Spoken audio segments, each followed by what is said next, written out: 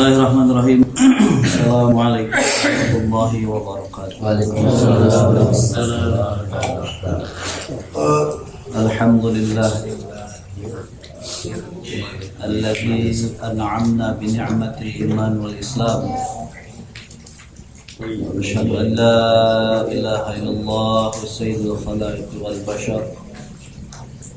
وأشهد أن محمدا عبده ورسوله لا نبي ولا رسول بعده اللهم صل وسلم وبارك وأنعم على نبينا ورسولنا سيدنا ومولانا محمد وعلى آله وأصحابه أجمعين أما بعد قال الله تعالى في كتابه الكريم أعوذ بالله من الشيطان الرجيم بسم الله الرحمن الرحيم يا أيها الذين آمنوا لا تقدموا بين يدي الله ورسوله واتقوا الله إن الله سميع عليم. الحجرات في آية الأولى Al-Hujurat ayat 1. Para hamba Allah, kaum muslimin wal muslimat wajud yang dimuliakan Allah Subhanahu wa taala. Alhamdulillah. Pertama dan yang paling utama, mari kita sama-sama terus bersyukur kepada Allah atas segala anugerah, sebuah nikmat yang sungguh luar biasa Allah berikan kepada kita. Wabil khusus nikmat tersebut adalah nikmat hidayah yang tidak semuanya orang punya. Padahal dia sudah mendekati, tapi Allah belum kasih hidayah. Dia masih belum mendapatkan petunjuk yang benar. Nah, alhamdulillah. Yang dimaksud dengan hidayah di sini adalah seseorang yang melakukan sebuah amalan sesuai dengan orang-orang yang Allah berikan nikmat kepada mereka. Jadi hidayah itu adalah sebuah petunjuk yang diterima oleh seseorang yang dengan petunjuk itu dia mengamalkan sebuah amalan seperti yang dilakukan oleh manusia-manusia yang Allah berikan nikmat kepada mereka. Minan nabiyyin, minas syuhada, minas salihin, minas siddiqin wa hasuna ulaika rafiqa. Sebagaimana yang dibahas oleh Imamul Muslimin pada beberapa pertemuan ta'lim kita di mana di Sufah ya, ketika beliau mengatakan apa sih gitu kan yang senantiasa terus kita panjatkan kepada Allah, apa yang kita inginkan, yaitu hidayah. Nah, hidayah itu adalah sebuah petunjuk yang Allah berikan kepada seseorang yang dengan petunjuk itu manusia melakukan sebuah amalan sesuai dengan manusia pilihan Allah, yaitu para nabi, para rasul, para syuhada, para siddiqin wa hasuna ulaika rafiqa, dan orang-orang yang mengikuti mereka dengan cara yang baik. Ada nggak yang mengikuti mereka dengan cara yang tidak baik? Ada, ngaku-ngaku umat Nabi tapi perilakunya tidak seperti Nabi. Kalau ditanya, kamu umat Nabi? Iya, saya setiap hari bersolawat kepada Nabi. Kenapa? Karena Rasul mengatakan sallu alayya fa innahu zakatun lakum. Bersolatlah kamu kepadaku, dikarenakan dengan zakat itu adalah sebagai pembersih atas dosa kalian. Fa innahu zakatun lakum. Saya bersolawat, maka dengan sholat itu sudah selesai dengan bersih. Akan tetapi setelah bersolawat dia tidak mengikuti, gitu. Hanya iman di mulut saja. Nah, orang yang mengikuti wahasuna ulaika dan mengikuti mereka dengan cara yang baik adalah mengikuti seluruhnya, baik ucapan, perbuatan, dan kehidupannya seluruhnya seperti Nabi SAW. Walaupun kita tidak sama seperti Nabi, tapi kita berusaha.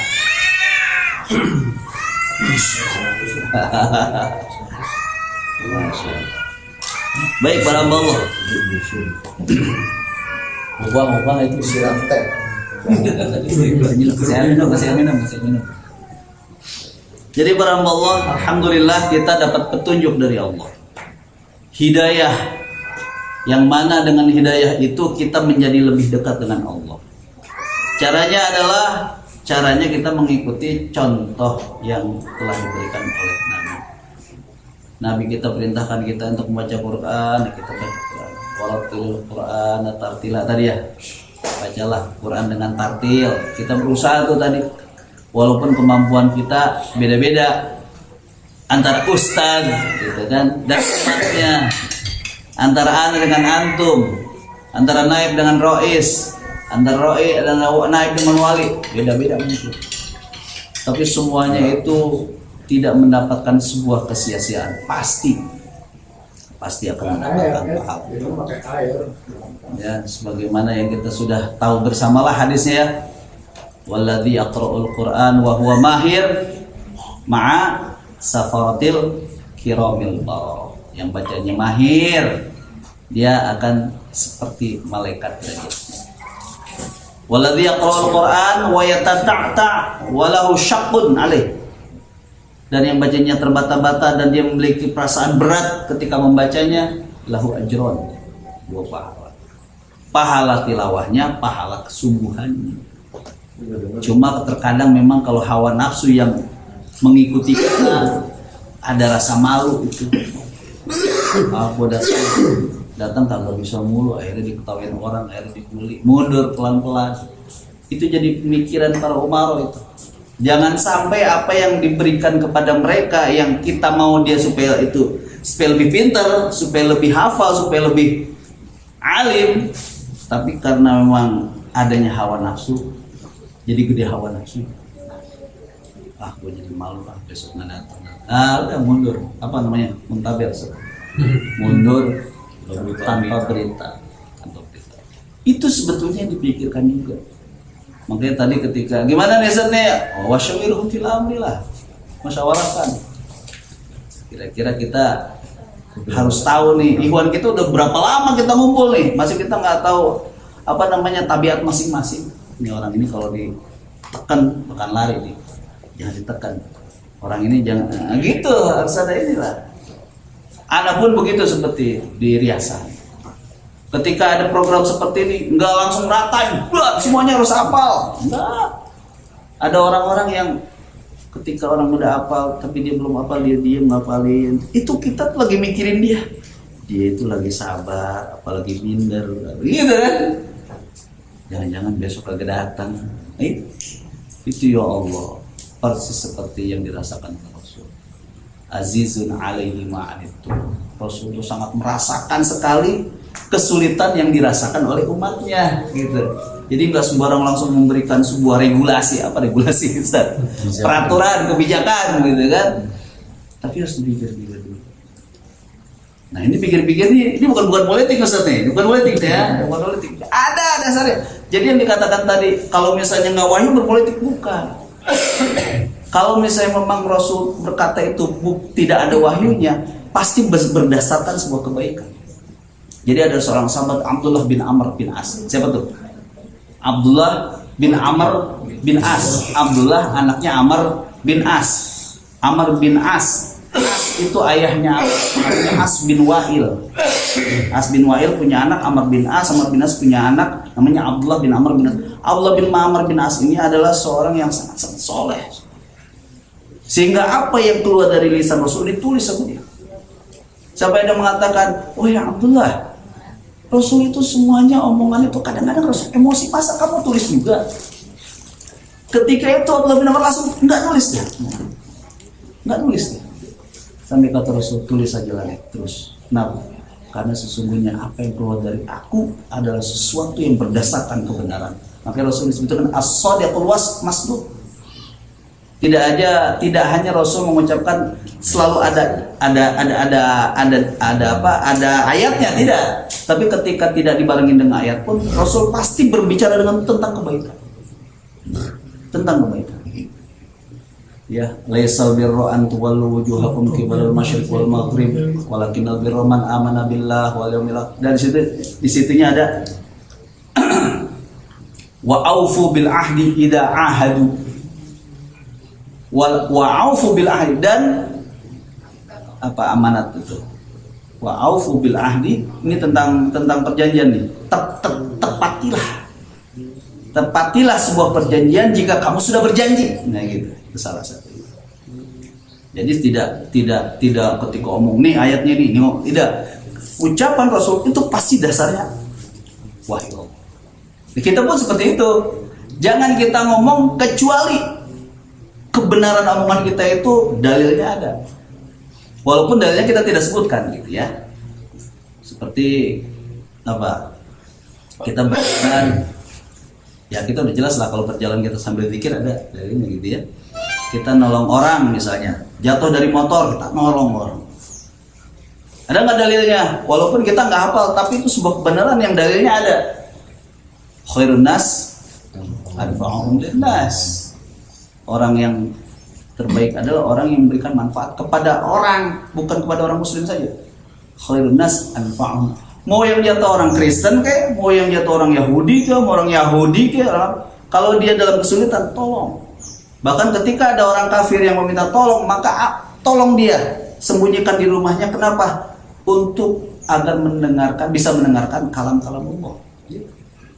Itu ada tuh surat apa ya dalilnya itu dalil yang bisa dijadikan sebagai backgroundnya apa Ustaz, minta suaka.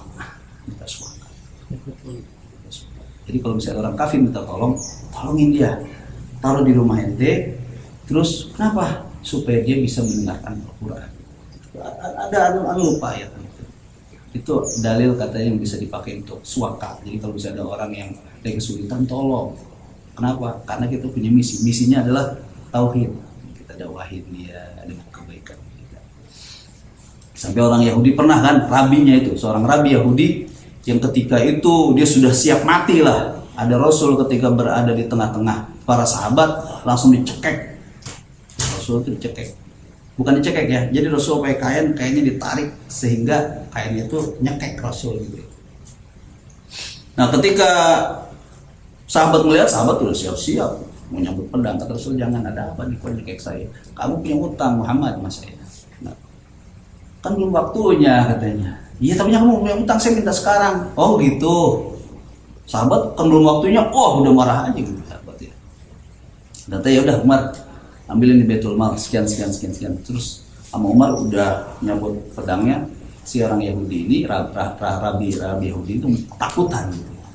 Kata Rasulullah, ambil hutangnya yang sejumlah dengan hutang saya, tambahin 1 mud. Kenapa yang 1 mud itu? Untuk membayar ketakutan dia karena kamu ingin membunuh dia. Bayar ke sono, dibayar ke sono. Umar, kamu tahu nggak siapa? Saya nggak mau tahu kamu katanya. Kamu nggak mau tahu kamu kenapa? Kenapa nggak mau tahu ya? Siapa yang siapa yang mau kenal sama kamu kalau kamu itu berbuat jahat kepada Nabi saya? Udah nih, saya bayar 1 mud, saya tambahin. Langsung bawa lagi ke Rasul. Ya Muhammad, sudah dibayar. Tapi pertanyaan saya, kenapa engkau sampai mencekek? Saya ini Rabi Yahudi. Saya tahu ciri-ciri kenabian ada dalam kitab saya. Dan salah satu ciri seorang nabi itu adalah ketika dia terancam atas urusan diri sendiri, dia tidak marah. Tapi kalau urusan agama dia marah. Nah, ternyata nabi kamu itu sesuai persis seperti apa yang diceritakan dalam kitab saya. Ini urusan pribadi, dia nggak marah, dicekek diam aja nggak marah. Saya tahu, bukannya saya nggak tahu katanya. Saya tuh sudah siap mati. Kenapa? Pasti kamu bakal ngebunuh saya. Hanya orang gila yang mau mencekek nabinya di tengah sahabatnya. Kenapa? Dia pasti dibunuh. Nah, saya harus siap dibunuh. Untuk membuktikan bahwa seorang nabi itu adalah ketika terancam secara kepribadian dia nggak bakal marah. Tapi kalau masalah agamanya diganggu, dia bakal marah. Oleh sebab itu, wahai Muhammad, saksikanlah aku bersaksi. Jadi apa yang disampaikan oleh Nabi itu adalah sebuah kebenaran, walaupun ketika menyampaikannya tidak ada dalilnya. Nah, tadi masalah kembali kepada intermezzo pembicaraan itu. Ya. Pasti antum juga pernah lah belajar ilmu mustalahul hadis. Yang tadi saya sampaikan, ma huwal hadis, apa yang disebut dengan hadis? Ma udhifa ila Nabi sallallahu alaihi wasallam qaulan aw fi'lan aw taqriran aw sifatan. Apa-apa yang ada dalam diri Nabi, baik itu qaulan, fi'lan, perbuatan, taqriran, kebiasaan, dan sifat, itu yang ada dalam Nabi. Sifat-sifat Nabi ya kalau dicari dalam Al-Quran pasti ada, karena Nabi itu udah baik, apalagi ada Qurannya gitu. Sebelum Al-Quran turun ke Nabi aja, Nabi udah diakui kebaikannya. As-Shadiqul Masduq, ada tuh dalam hadis Arba'in, wa huwa shadiqul masduq. Kalau Rasulullah SAW as-Shadiqul Masduq, berkata Rasulullah SAW, as-Shadiq orang yang benar, al-Masduq yang dibenarkan. Jadi walaupun Al-Quran belum datang kepada diri Nabi, tapi memang Allah sudah mempersiapkan akhlak seorang Nabi itu di kalangan mereka lain daripada yang lain. Apalagi ketika datangnya, makanya disebutkan oleh dalam Al-Quran bahwa bu'ithtu li'utammima makarimal akhlak. Aku diutus oleh Allah untuk menyempurnakan nih, bukan nggak ada akhlak, ada kebaikan-kebaikan mereka. Orang-orang Arab tuh ada punya kebaikan minimal 3. Pertama, dia adalah ikhtiramu duyuf. Kalau dia datang tamu tuh dihormati sekali tamu itu. Yang kedua adalah persahabatannya, klan. Jadi kalau misalnya ada apapun, kalau misalnya satu keturunannya dia bela sampai ke akar itu orang Arab. Kemudian juga dia akan membantu orang yang zalim maupun yang terzalimi. Orang yang zalim berbuat jahat dibantu sama dia. Orang yang sedang terzalim dibantu sama dia. Nah, ketika Rasul juga seperti itu. Bagaimana Rasul kalau misalnya orang yang dizalimi, saya bisa bantu dia karena dia kalah, terzalimi. Kalau orang yang menzalimi gimana? Bantu dia dengan nasihat. Tapi kalau misalnya pada orang Arab jahiliyah, yang zalim juga dibantu walaupun dia salah. Udah, misalnya dia membunuh orang, minta tolong, tolongin. Nah, pada zaman dulu ada kebaikan-kebaikan seperti Abu Bakar. Memang dia kenapa? Dia gemar untuk memerdekakan budak. Abu Bakar itu gemar untuk memerdekakan budak. Salah satunya kan yang dimerdekakan siapa? Bilal bin Rabah. Ya, ketika Bilal bin Rabah diminta untuk adzan pada masa Abu Bakar, dipaksa sampai Bilal bin Rabah nggak mau. Kenapa? Karena emosional sekali menyebutkan nama seorang yang dicintainya ketika orang itu tidak ada. Gitu. Saya nggak mau. Tapi beda pada masa Umar, dipaksa mau dia. Kenapa? Umar gitu. Siapa yang nggak kenal Umar? Dipaksa. Nah, jadi seorang Nabi Muhammad SAW itu adalah benar-benar Rasulullah. Wa ma Muhammadun illa Rasulullah. Walladzi ma'ahu asyidda'u 'alal kufar ruhama bainahum. Nah, Nabi kita Muhammad SAW itu sangat sayang kepada kita, sehingga beliau itu selalu akan menjadikan dirinya orang yang paling merasakan kesulitan dari umatnya. Jadi yang tadi ya, ini Umaron nih. Antum juga Umaron lah di tengah keluarga antum. Ketika antum memberikan sesuatu keputusan, perintah dan sebagainya, harus dipikirkan gitu ya. Kesulitan-kesulitannya itu tuh antum harus bisa merasakan. Jadi ketika dia alasan itu, kesulitan itu dia udah pergi ke sana. Wah, sana kan macet. Enggak, tadi Bapak dari sono enggak macet gitu. Jadi dia udah tahu gitu. Kesulitan misalnya. Nah, Nabi itu tahu kalau bilang sulit Nabi. Sehingga Nabi mengatakan memberikan sebuah peringatan. Ada 3 nasihat Nabi yang disampaikan kepada umatnya. Hadis ini diriwayatkan oleh At-Tirmidzi. Aneh ngambil sanadnya saja. Beliau mengatakan, "Idza 'azamati 'abdi dunya, idza 'azamati 'abdi dunya nuzi'at minha haibatul Islam." 1.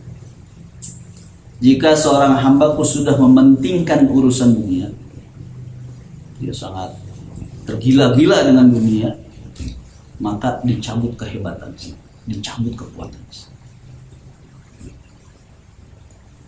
Nah, ini ada kaitannya dengan penyakit apa? Penyakit dunia, waham, hubbud dunia wa karahiyatil maut.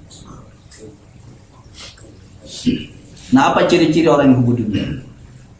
Pertama katanya, himmatuhum butunuhum. Dia mementingkan urusan perut. Jadi nggak ada amalan yang dilakukan kecuali amalan itu bisa menguntungkan baginya, yang bisa memenuhi perut dia. Jadi orang kalau udah pikirannya perut, nggak ada amal soleh. Kenapa? Kalau amal soleh kan pahalanya nanti. Tapi kalau misalnya ada amalan yang ada bayarannya, cash, ada kerjain tuh. Kenapa? Karena bisa langsung dinikmati. Tapi kalau misalnya menderma gitu ya, yang ya nanti nggak bisa. Ada orang-orang rasionalis seperti itu. Pokoknya aku akan melakukan sesuatu, jadi timbangannya untung rugi dong. Kalau kita kan sholat nggak bisa langsung dapat hari itu.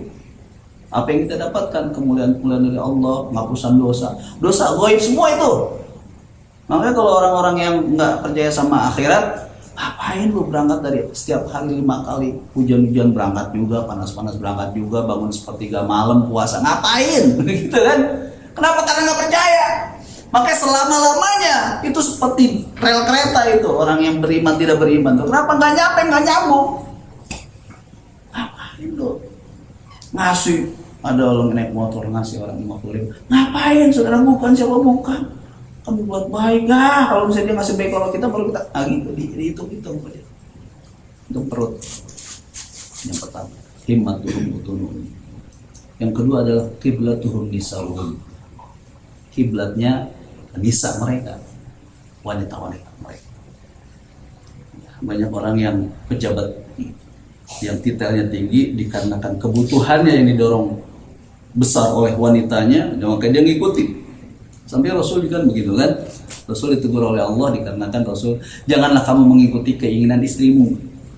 Ya ayuhan nabi, la tuharrimu ma ahalallahu laka, la tabtaghi mardata azwajik. Surat At-Tahrim ya, nanti antum lihatlah. Ya ayuhan nabi, la tuharrimu ma ahalallahu laka tabtaghi mardata azwajik. Wahai nabi, janganlah engkau mengharapkan sesuatu yang sudah dihalalkan bagimu dikarenakan kamu ingin mengikuti apa yang dimaui oleh istrimu, gitu. Itu jelas sudah dalam Al-Quran. Jadi keinginan istri iya, tapi kalau misalnya yang bisa menghalalkan sesuatu yang haram dan mengharapkan sesuatu yang halal, itu jangan ikutin. Tapi kalau sehalal-halal ikuti oke aja. Artinya selama istri pemerintah itu tidak melanggar syariat Islam, ikuti saja. Tapi sekarang ya, bukan itu. Yang penting mah kenikmatan dunia, apa yang diinginkan oleh istri diikuti. Walaupun dia harus nyerempet-nyerempet ke masalah hukum, baik hukum nasional maupun hukum syariah. Sampai ada seorang gurunya Zakir Naik sebelumnya, Ahmad Dedat, waktu menjelaskan tentang bagaimana seorang wanita, ada seorang bertanya kepada ya Ahmad Dedat, bagaimana aturan Al-Quran mengenai wanita. Ya, dijelaskan oleh Ahmad Dedat bahwa wanita itu dalam Islam sangat dihormati, sangat dimuliakan, sangat diagungkan, sangat disucikan, jangan sampai terkotori oleh siapapun. Tidak seperti orang-orang kalian, katanya. Kenapa? Karena wanita-wanita kalian, baik ibu dan anak kalian, dijual seperti barang jualan. Akhirnya dia nyebut itu kan contoh-contohnya. Salah satu mobil terkenal di Eropa, di BMW itu, ketika menjual salah satu unit dari BMW itu, yang dijual apanya? Perempuannya. Duduk di atas kapnya pakai bikini, ada tulisan di bawahnya, drive her, gitu. Kalau drive kan supir lah, maksudnya kendarailah mobil itu. Kalau kendarailah si wanita itu, sampai dijadikan alat komoditi gitu seorang wanita itu. Nah, itu dikarenakan memang dia mengikuti wanita itu. Ciri-ciri orang yang hubbu dunia. Yang kedua, dinuhum darohimuhum wadananiruhum. Agama mereka itu adalah dinar-dinar mereka dan dirham-dirham mereka. Duit agama itu kan salah satu pegangan hidup agar dia itu selamat. Nah, dia menggantikan agama itu dengan duit. Kalau misalnya nggak ada duit nggak bakal selamat, gitulah. Nggak ada fulus mampus, maafi fulus, maini fulus mampus. No money, no dom. Main di fulus mampus gitu kan. Jadi agama yang seharusnya pegangan dia supaya menjadi dia itu tenang. Agama kan orang tuh pikir tenang agama. Kenapa? Karena dia menyandarkan kepada sebuah kekuatan di luar daripada kekuatan manusia. Dia punya orang agama tuh tenang. Nah, ketika agama itu sudah diganti dengan dinu, din danani ruh wada rahim, dinar dan dirham, maka dia merasa bahwa hidup gue tuh kalau bisa tenang kalau ada duit. Nah, sekarang akhirnya kalau misalnya nggak ngutang, kalau kita nggak, gimana kita punya rumah, gimana kita, ya gitu kan. Tuh, kalau hanya ngomong-ngomong orang-orang bang, Bapak kita jangan munafik deh Pak katanya. Bapak kalau misalnya nggak punya mobil, dari mana uangnya? Pokoknya di pojok-pojokan kita supaya pinjam duit sama dia. Bapak gimana mau kaya Pak? Pinjam motor kemana-mana. Kalau nggak pinjam, pokoknya duit. Nah, yang demikian itu kata Rasulullah, la khalaqallahu min Allah. Tidak ada baginya sebuah kedudukan di sisi Allah Subhanahu wa taala. Jadi orang yang sudah mencintai dunia itu maka akan dicabut kehebatannya. Jadi kalau orang Islam umatnya Nabi sudah ke dunia-duniaan itu gampang disetir. Ya, ada keputusan halal haram dari sebuah organisasi yang out of generasi di luar pemerintah, apa namanya, NOG, JND apa? Anda dapat ilmunya itu dari almarhum Koh Stephen itu, National Out of Government itu NOG apa ya? NGO. Misalnya dari ada sebuah MUI kan NGO. Di luar daripada government, nggak masuk ke departemen dia, gitu. Untuk memutuskan halal dan haram saja itu bisa dibeli. Kenapa informasi dari mana nih? Dari Syafi'i Mufid. Ya, kita kemarin dengar kan dari Ustaz siapa tuh? Ustaz Mukhlisin. Ya, Ustaz beliau sudah pernah bicara sama Bah Syafi'i Mufid. Tapi dulu siapa? Itbang apa siapanya MUI? Ini masih bersyukur, hitohnya gitu ya, pergerakannya tuh lurus gitu. Kalau mereka semuanya dapat bisa dibeli. Naudzubillah. Nah itu. Jadi kalau orang Islam udah ke dunia-duniaan udah gampang lah, udah kasih duit ya TBR. Udah gampang. Sogok. Allah SWT murtasikin yang menyogok dan disogok ada di dalam neraka. Naudzubillah. Sekarang ya begitu gitu. Kalau nggak ada duitnya tuh kiai ya gitu. Makanya naudzubillah min dzalik ya Allah. Maaf. Ada orang yang memang masih memiliki pendapat, maaf nih, dakwah itu nggak boleh menerima bayaran. Kalau misalnya ada ustadz yang masih menerima bayaran, ya itu bukan karena Allah. Itu gimana menurut antum? Aneh nih di sini, aneh nggak boleh menerima bayaran dari Allah. Dan antum gimana? Ustadz nggak boleh. Kalau ustadznya dibayar malah dosa. Begini, Abu Bakar, nanti baca di buku Sirah Nabawiyah Safiur Rahman Al-Mubarakfuri pada masa kekhalifahan Abu Bakar, ketika dia sehari setelah dibaiat menjadi seorang apa tuh? Kalau dia pertama Amirul Mukminin bukan Khalifah Rasulullah. Itu Abu Bakar masih pergi ke pasar. Hari kemarin dibaiat, besoknya pergi ke pasar. Ditanya sama Umar sama Abdurrahman bin Auf. Abdurrahman bin Auf yang megang betul malnya. Wahai Abu Bakar, Anda nih khalifah. Anda mau kemana? Saya mau ke pasar. Loh, Anda khalifah, ngurusin umat. Keluarga saya dari mana makannya? Masuk akal. Iya. Abu Bakar yang keimanannya melebihi dari Umar. Kalau saya ke pasar saya nggak jualan, dari mana duitnya? Anak saya makan pakai apa? Masuk akal. Oh kalau gitu yaudah, kita ke Baitul Mal. Berapa kebutuhan kamu? Lihat tuh begitu. Siapa yang meragukan keimanan Umar? Abu Bakar. Artinya memang walaupun pendakwah juga butuh uang, tapi tidak minta. Cuma memang mekanismenya seperti itu.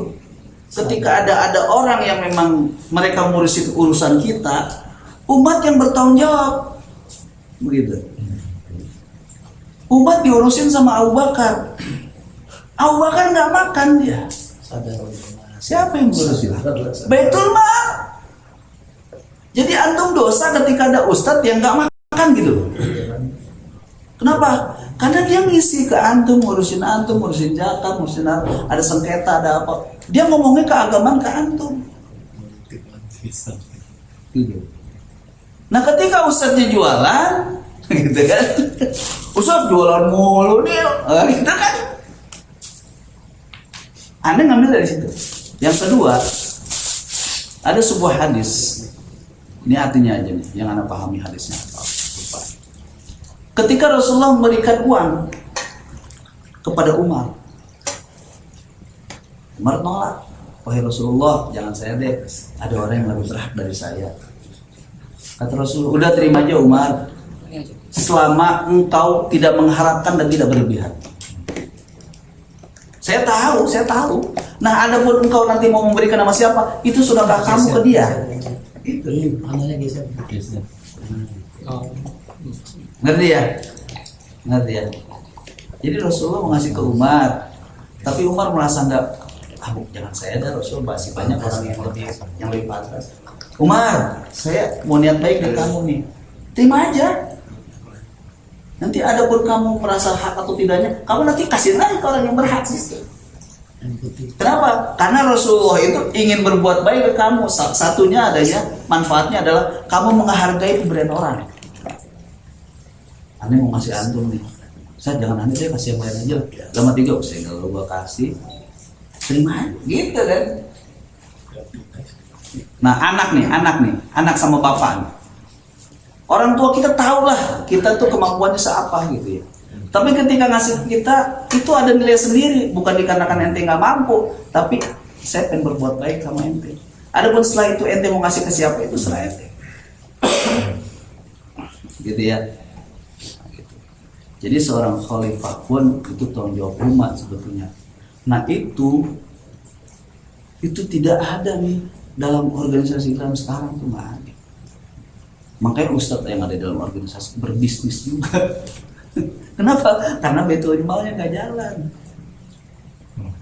Kasihnya ke fakir miskin dulu. Nah fisabilillahnya nggak dipikirin banget. Makanya dia, gue kan butuh makan. Bisnis juga dia.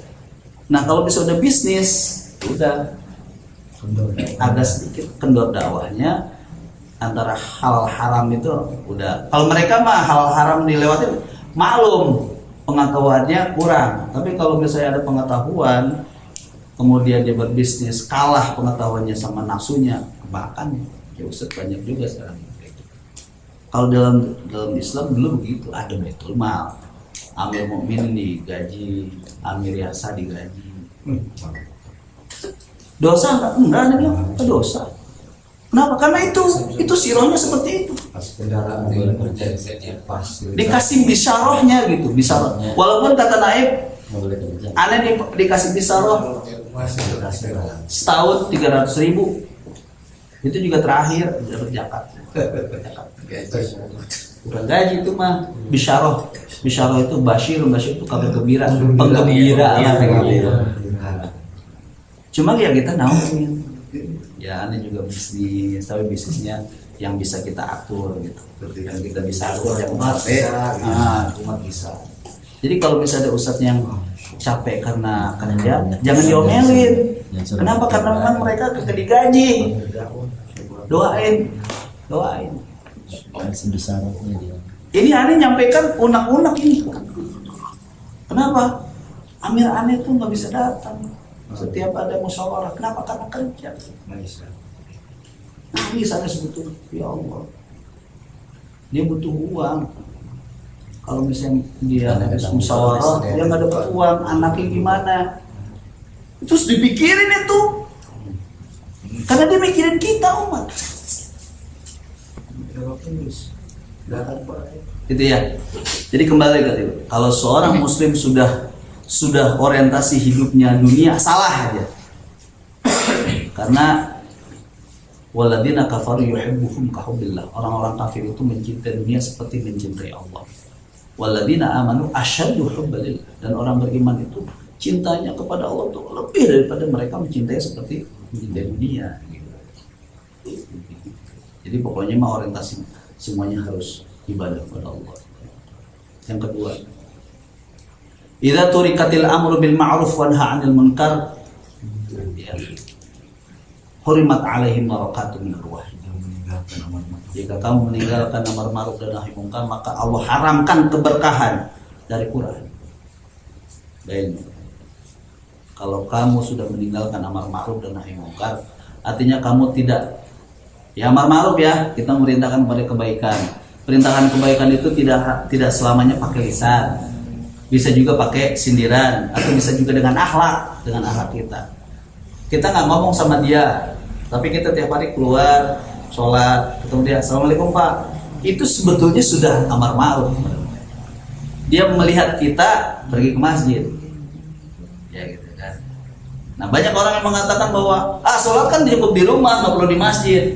Lalu masjid adanya untuk apa? Untuk sholat Jumat doang, berarti ente ibadahnya kayak orang Kristen dong. Seminggu sekali. Kenapa? Karena kita ente punya peranggapan ya sholat bisa di rumah. Kita dakwah pada mereka. Kalau misalnya amar ma'ruf sudah ditinggalkan, amar ma'ruf dan nahi munkar tinggalkan, jadi umat itu sudah nggak tahu arah gitu, mana benar mana salah. Malah jadinya nanti yang salah dibenerin, yang benar disalahin. Udah abu-abu udah. Kenapa? Kayak sekarang nih. Ya kita nggak mengacu atau membicarakan salah satu kelompok ya. Ketika ada mereka gitu, ya kan? Habibana Rizik Sihab gitu kan. Udah dibatasi pergerakannya. Sekarang ya gitu aja gitu. Malah meningkat nih. Sama seperti sebuah gerakan setan yang ada di Amerika, di Ohio apa di mana, saya pernah baca. Jadi mereka pengikut setan, mereka pun ingin diakuin keberadaannya oleh sebuah negara. Maka ketika ada di Ohio itu ada sebuah pengadilan, di situ ada testamennya 10 Nabi Musa ya. 10 perkawinan Nabi Musa itu. Dia ingin ada juga saingannya di sini. 10 perintah iblis. Gitu. Jadi ini kan liberal gitu, boleh bebas mana aja. Ketika Anda menancapkan 10 perintah Tuhan yang dari Nabi Musa itu, dari Allah itu, saya juga dong tempelin ini. Makanya ada yang gereja setan itu ingin diakui. Itu akibat dari memang tidak ada antara hak dan yang benar itu. Udah begitu aja dah. Nah kalau itu sudah ditinggalkan oleh umat Nabi, katanya akan dicabut rahmatnya. Ada Quran tapi cuma diomong-omongin doang. La yabqa al-Islam illa ismuh. Ya, tidaklah tertinggal sebuah agama yang bernama Islam kecuali hanya namanya saja. Disimposiumkan, diseminarkan, didiskusikan dan sebagainya. Sebatas itu saja. Ketika keluar selesai acara itu keluar buyar semuanya. Untuk mendekati kepada Allah tidak hanya sebatas dengan pemikiran, tapi hanya bisa diikuti dengan, bukan bisa, harus diikuti dengan ritualitas yang dicontohkan oleh Nabi. Jadi bukan hanya diskusi begini-gini aja. Habis gitu sholat kagak dikerjain, Quran kagak dibaca, sholatnya nggak diikutin. Kalau kita kan emang agama kita jelas. Setelah ada perintah, ada contoh. Tapi kalau di luar mah enggak. Yang penting ente believe in God, percaya sama Allah. Ente nggak pakai baju, yang penting mah kalungnya salib. Makanya penyanyi barat walaupun segini salibnya, kalungnya salib. Sampai The Material Girl, siapa tuh? Madonna pakai salib walaupun nyanyinya nggak pakai baju. Pokoknya orang-orang kayak gitu, yang tahu yang penting mah sampai ada salah satu builder motor Harley Davidson itu. Saya suka ngeliat karena bagus saja inovasi bikin motornya. Itu dia ciri khasnya salib. Tapi Tuhan dibawa-bawa gitu. So, Tuhannya dibawa-bawa, tapi dibawa kepada satu hal yang tidak ada kebaikannya sebetulnya. Ketika ente maaf melacur, ente minum mabuk bagaimana, yang penting believe in Yesus. Kalau kita nggak ada, udah believe Allah, kita juga believe kepada Muhammad SAW gitu. Jadi Islam itu nggak bisa sembarangan semua ente, tapi ada arahannya. Kita tinggal ngikutin baik gitu. Dan semuanya itu tidak ada yang memberatkan kepada kita. Yang memberatkan itu karena ada hawa nafsunya aja. Sholat berat nggak? Cuma 5 menit. Cuma beratnya karena hawa nafsunya. Dunianya yang berat. Idza turikatil amr bil ma'ruf wa nahy 'anil munkar. Yang terakhir. Idza tashabat ummati saqatat min ainillah. Jika umatku sudah saling berdebat caci memaki, maka jatuhlah nilai dia di hadapan Allah. Jadi Rasul mengatakan sibabul muslimin fusuqun wa qitaluhu kufrun. Saling memakinya umatku satu dengan lain itu adalah bentuk kefasikan. Dan wa qitaluhu, dan saling memerangi satu dengan lain itu kufrun, sebuah kekufuran. Jadi umat Nabi. Jadi pantas Nabi bilang dalam Al-Quran mengatakan ruhama bainahum, kita harus saling kasih sayang sama umat kita, sama saudara-saudara kita. Dalam Al-Quran dalam yang lain, wahfid janahaka liman ittaba'aka minal mu'minin. Turunkan sayapmu terhadap orang-orang yang mengikutimu, wahai Muhammad, dari orang-orang beriman. Jadi kepada orang-orang beriman jangan memperlihatkan kesombongan kita. Sampai Rasul itu udah dibikin kesel sama Abdullah bin Ubay bin Salul, tokoh munafik. Sampai dibikin kesel, sampai ada cerita-cerita if kita apa tuh kalau cerita if? Iya, itu kebohongan tuh tentang Siti Aisyah yang sangka berzinah itu ya. Kemudian juga Rasulullah ketika perang Uhud kan kalah Rasulullah. Itu yang gembor-gemborin, yang bikin hoak-hoak itu ya Abdullah bin Umar. Tuh kan gue bilang juga jangan perang kan kalah kan gitu. Itu Abdullah bin Umar bin Salul. Sampai sahabat dia bilang, ya Rasulullah, kenapa engkau bunuh aja? Jangan. Apa kata orang nanti? Muhammad membunuh umatnya. Orang munafik udah kelihatan itu. Apalagi nggak kelihatan munafik. Kalau kita sombong sama mereka, ya orang Islam semuanya akhlaknya beda-beda. Ada orang ngaku benar tapi akhlaknya kagak benar.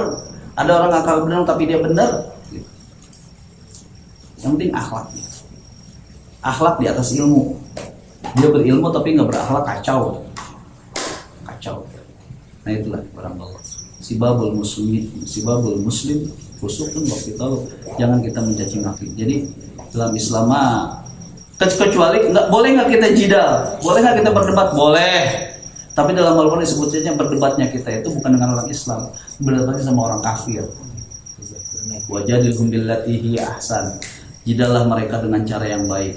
Tapi wa in ta'ifatani minal mu'minina tatalu fa aslihu bainahum. Jika ada dua kelompok orang mukmin yang sedang bertengkar, fa aslihu bainahum, maka perbaikilah dulu. Jadi dulu ada dua kelompok sahabat yang berantem sampai dia pakai pelepah kurma sambil pukul-pukulan. Nah turun ayat itu, ada dua kelompok sahabat yang berantem. Jadi diislahkan, jangan saling mencaci maki. Justru ada yang kita diislahkan, bukan caci maki. Tapi kalau semua orang-orang kafir sudah siap-siap, ila sabil rabbik, ajak mereka ke jalan Allah bila hikmah, dengan cara yang baik. Wajadilhum billati hiya ahsan, dan ajak jidal mereka dengan cara yang baik. Wallahu a'lamu biman dhalla an sabil. Dan hanya Allah yang lebih mengetahui siapa di antara kamu dan dia yang lebih benar. Serahkan kepada Allah Subhanahu. Itu para hamba Allah ya, nasihat Rasulullah. Yang pertama adalah bila azamati 'abdi dunya nuzi'at minha haibatul Islam. Jika seorang umatku yang mencintai dunia akan dicabut kehebatan Islam dari dirinya. Yang kedua, wa idza turikatil amru bil ma'ruf wa nahy 'anil munkar hurimat 'alaihim barakatun minal wahyi. Jika dia meninggalkan amar ma'ruf nahi munkar, akan dicabut keberkahan dari Al-Qur'an, barakatun minal wahyi. Dan yang ketiga, idza tashabat ummati saqatat min 'ainillah. ketika umatku sudah saling caci memaki, maka nilai dia di hadapan Allah sudah jatuh. Ya, nggak ada nilainya lah. Lo orang beriman tapi berantem mulu, saling caci maki nggak boleh. Bahkan Rasulullah Umar bin Abdul Aziz mengatakan, jika kamu dalam Islam saling berdebat, maka siap-siap aja pindah-pindah agama. Debat mulu, pindah-pindah agama pasti. Kenapa? Karena kamu mencari sesuatu yang sesuai dengan ro'yu, bukannya apa namanya wahyu. Itu saja para Allah, ya, sekedar yang bisa Ana sampaikan. Semuanya itu berasal dari ya kelemahan Ana, kejahilan Ana. Jika ada sesuatu yang kurang berkenan, mohon diluruskan. Jazakumullah khairan katsir. Assalamualaikum warahmatullahi wabarakatuh. Waalaikumsalam warahmatullahi wabarakatuh.